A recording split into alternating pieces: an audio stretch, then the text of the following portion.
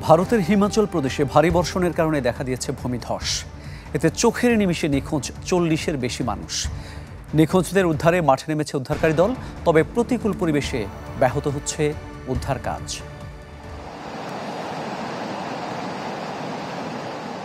হিমাচলের পাহাড়ি ঢলে হঠাৎ বৃষ্টি,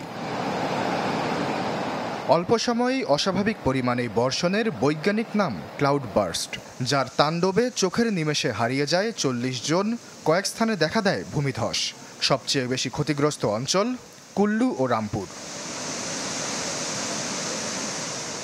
নিখোঁজদের সন্ধানে অভিযান শুরু করেছে উদ্ধারকারী বাহিনী, তবে প্রতিকূল পরিবেশে উদ্ধার কাজ যেন পাহাড় কাটার মতোই কঠিন। আমাদের গ্রামের অসংখ্য মানুষের সন্ধান নেই, তাদের খুঁজতে মাঠে নেমেছে উদ্ধারকারী দল, তবে দিনরাত কাজ করেও কাউকে উদ্ধার করতে পারেনি তারা। সাম্প্রতিক সময়ে ভারত, পাকিস্তান ও নেপালে বেড়েছে ভূমিধসের ঘটনা। এ সপ্তাহেই কেরালাতে দেখা দেয় ভূমিধসের, যাতে প্রাণ যায় প্রায় 2 শতাধিক ভারতীয়র। আশ্বাস চৌধুরী, চ্যানেল 24।